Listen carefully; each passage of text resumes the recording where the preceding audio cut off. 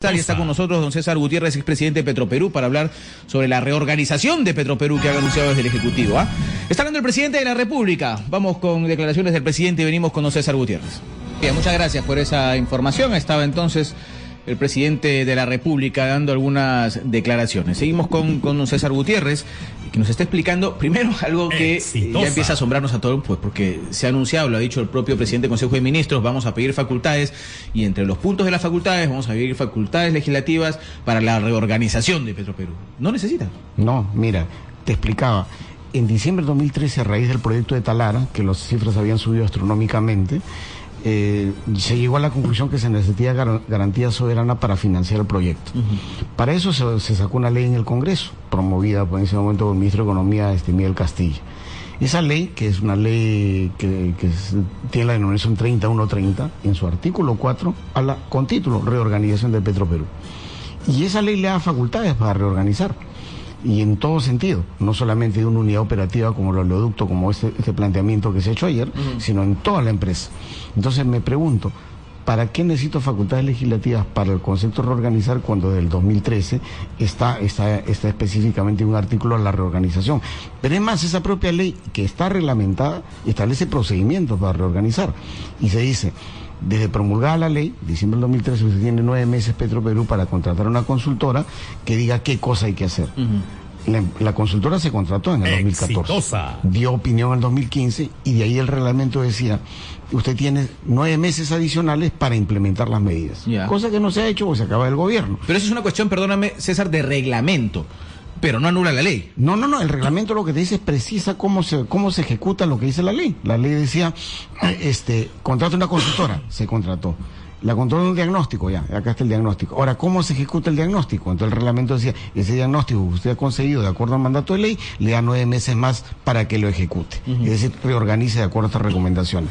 Claro, se acabó el gobierno, no lo hicieron, hubo temor al final, ahí quedó. Entonces, existe análisis, existe procedimiento para aplicar el análisis y existe una ley que lo refrenda. Entonces, ¿para qué necesita una facultad? ¿Esos 9 meses cuándo se cumplieron o cuándo se eso se ha vencido más o menos en febrero de este año, de febrero del 2016. Ya, ¿por qué puntualizaba que es el reglamento y no anula un reglamento de la ley? Porque muchos pueden decir, bueno, ya se venció, pues ahora van a necesitar una nueva ley para poder reactivar este tema. No es necesario. La ley. Por el tema fundamental de la ley es que daba facultades para reorganizarlo y da un direccionamiento. Contrate usted a alguien que diga qué cosa hay que hacer. Y eso se contrató y eso está vigente, eso no ha cambiado. Y el reglamento lo que decía, eso que le recomendaron, ejecútelo.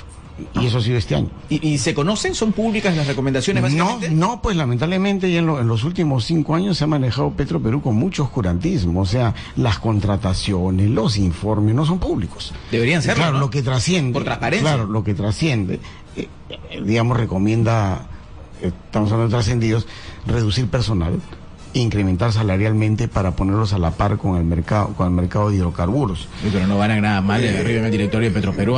Pero mira, ahí viene el tema riesgoso, ¿no? Porque reducir, digamos, si bien es cierto, estamos hablando de 2000 y tantas personas que trabajan en Petroperú, la pregunta es ya, perfecto, reducir, ¿qué significa al final desde el punto de vista presupuestal, desde el punto de vista de la gestión? De los ingresos que tiene Petroperú, el 90% se va para pagar el crudo. Y con el 10% se hace el resto. Entonces no vamos a meter en un tema político por el 10% del resto, donde ahí está metido compra de materiales y todo. Yo creo que no es la direccionalidad. Yo creo que se va a meter la nueva administración un gran problema si va por ahí al iniciar. Y el otro tema es el aumento salarial. Ya, el aumento salarial hoy día el presidente de Petroperú gana 28.000 soles. ¿Seguro? Sí, seguro. Yo leí que eran como 40 y tantos. No, se subieron y después se bajaron. Volvieron a regresar. Claro, el gerente general está en 28.000 aprox. En mi época, en 2006 al 2008, se ganaba 15.000 soles y por recibo de honorarios profesionales. Así, ¿No están no, por supuesto, no tenía ni de salud, ni gratificación, ni panetón. Sí. Entonces, bueno, perfecto, son 28.000. Claro, para el común del mercado, porque como no me la gente, pues sí, pues no es despreciable ese monto. Sin embargo, cuando hablamos de sus homólogos en el sector, compáralo con el presidente de La Pampilla, $22.000. ¿Qué queremos eso? ¿Eso es factible hacerlo? No es nuestra realidad. Claro, entonces, y además sería políticamente insostenible. Ganan casi como los ministros de Estado. Mucho más, porque el ministro de Estado está como 30.000 soles. No, digo, los de Petroperú ganan casi como los ministros de Estado, 28, 30.000 soles. Claro, entonces, ¿qué ocurre? Si eso es la recomendación, eso va a ser imposible practicar, digamos, en términos reales. Ahora, ¿qué dice la facultad de exigida? Lo que dice es, la facultad de solicitada, dice, toma el tema del oleoducto como fundamento. Y en 4 líneas, muy mal redactadas, redundantes, 4 líneas, exactamente son 4 líneas, utiliza la palabra garantizar 3 veces como fundamento, y referidos al oleoducto. Garantizar el suministro de hidrocarburos, dice, ¿no? Garantizar la continuidad del oleoducto y garantizar que la empresa se maneje con eficiencia. Son los 3 conceptos que maneja estas 4 líneas del pedido de facultades. Primero, garantizar el suministro de hidrocarburos. Hidrocarburos se refiere a combustible y a crudo. Y en este caso el oleoducto lo que transporta es crudo. La pregunta es, ¿ese crudo se utiliza en el Perú? La respuesta es no. Es un crudo que se exporta. ¿Ya? ¿A dónde se está exportando ese crudo? Normalmente se lo compran empresas que lo transan en el Golfo de México, que es el gran mercado relevante de toda la parte de México y el sur de Estados Unidos. Entonces se transa así. Entonces aquí se exporta crudo producido en la zona amazónica, trayéndolo a la costa por el oleoducto. Entonces, si estamos hablando de hidrocarburos, es facilitar la extracción del crudo y transporte a la costa a 2 empresas privadas, ¿eh? De las cuales ellos aportan pues vía Canon a la región, que en el mejor momento, entre Canon y sobre Canon, Loreto y Ucayali, son solamente $45 millones al año. En el mejor momento, que es decir, con mejor precio y con mayor volumen que viene declinante. Entonces, de eso estamos hablando y eso no se quiere debatir. Yo diría eso ahí no debería ir con un pedido de facultad, debería ir en todo caso como una ley, discutirse regularmente en el Congreso. Luego dice, garantizar, digamos, la continuidad de la operación del oleoducto. Bueno, hoy está paralizado el oleoducto aproximadamente 6 meses, por los derrames. Claro. ¿Ya? Entonces, ¿qué significa garantizar la continuidad operación del oleoducto? O sea, ¿saben qué es lo que hay que hacer? Y yo creo que no tienen un diagnóstico qué es lo que hay que hacer. Porque para empezar, el oleoducto tiene 3 ramales. La evaluación desde el punto de vista técnico se ha hecho en un solo ramal, faltan los otros 2. Entonces, el día que tengan un diagnóstico integral sabrán qué hay que hacer y cuánto cuesta y si se puede hacer o no. Entonces yo no me imagino, esto acá lo veo completamente precipitado y traer los cabellos.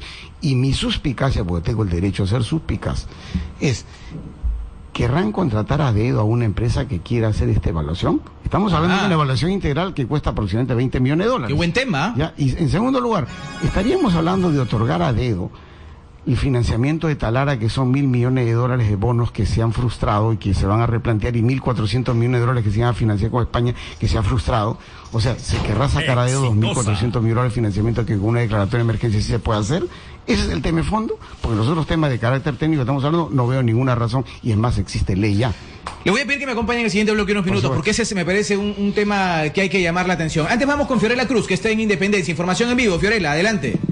Muchas gracias, Fiorella, muy amable. Gracias por esa información. 10 de la mañana con 3 minutos. Vamos al corte y regresamos con don César Gutiérrez para seguir hablando de este planteamiento que ha hecho el Ejecutivo pidiendo facultades legislativas para reorganizar Petroperú, cuando de acuerdo a lo que nos dice don César Gutiérrez hay una ley que se los permite. No necesitan esas facultades.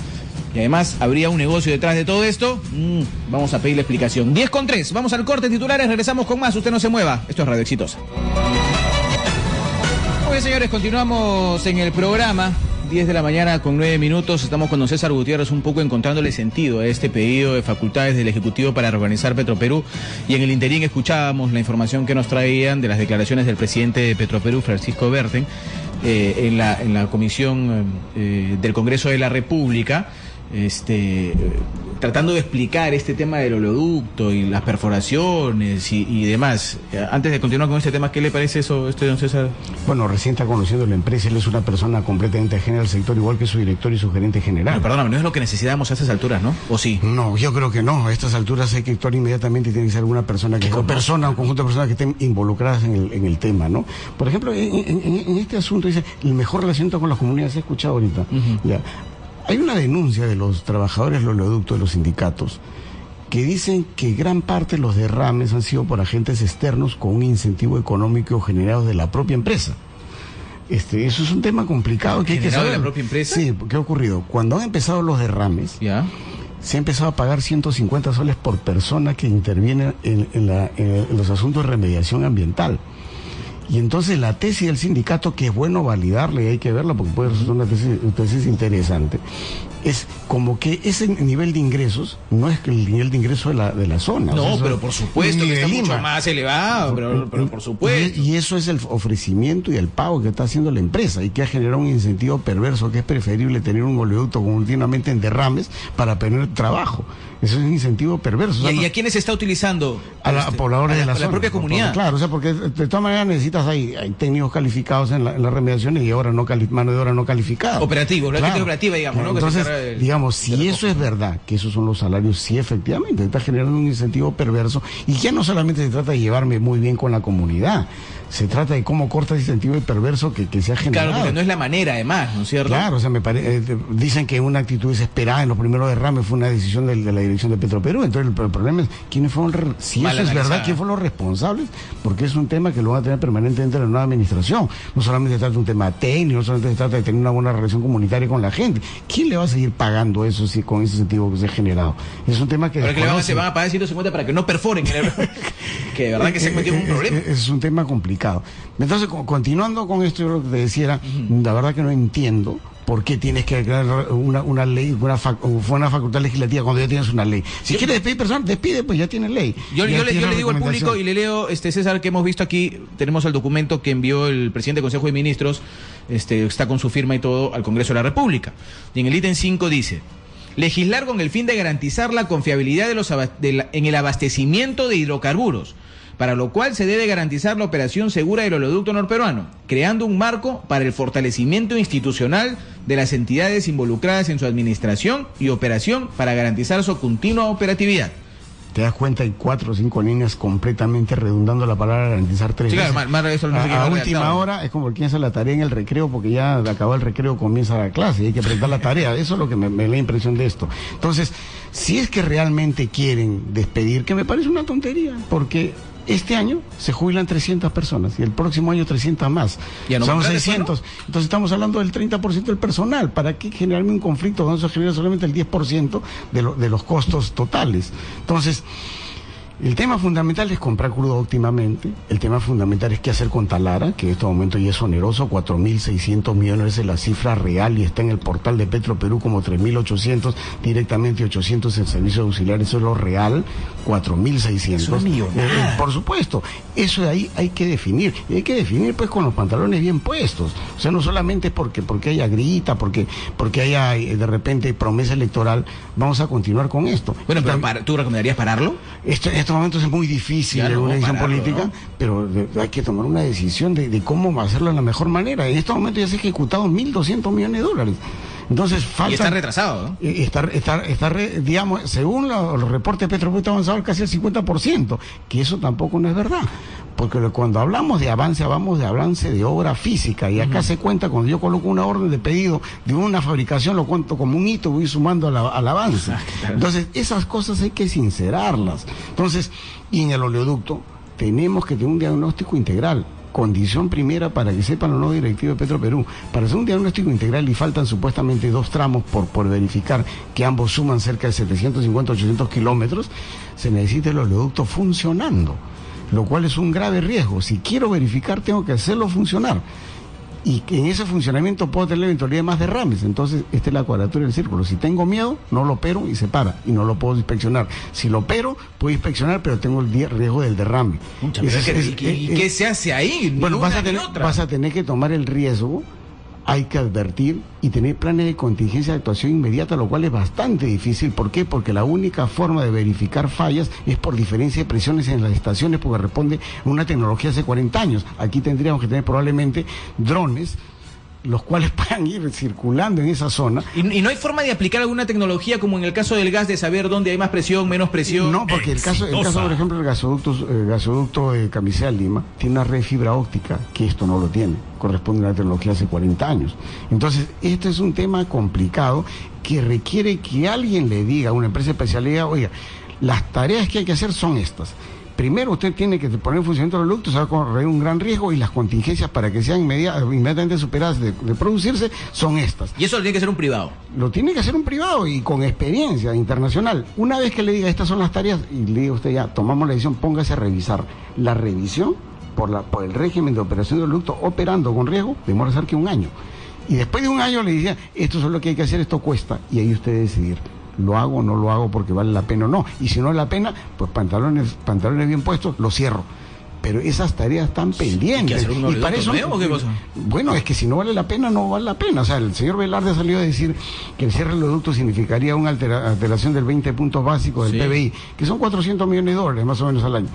O sea, ese oleoducto, o sea, yo creo que el impacto es mucho menor, y si las cifras no cuadran, pues mala suerte, habrá que cerrarlo, pero tenemos que tener un diagnóstico, y eso no hay.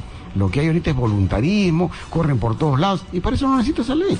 Lo que necesito es simplemente actuar, tomar las empresas internacionales que deban hacer. Si quiero despedir personal, pues díganlo de una vez y empiecen. Me parece inútil en este momento simplemente una confrontación adicional, y tome usted las decisiones cómo mejor atalar. Porque aquí se está metiendo una cosa de 4.600 millones de dólares, y la única forma que no afecte el precio de los combustibles a futuro va a ser reconociendo de costo hundido e irrecuperable en gran parte de eso. Y eso va a tener que reconocerlo el gobierno, de lo contrario, cuando pretenda pasar el costo de los combustibles, eso va a ser impracticable.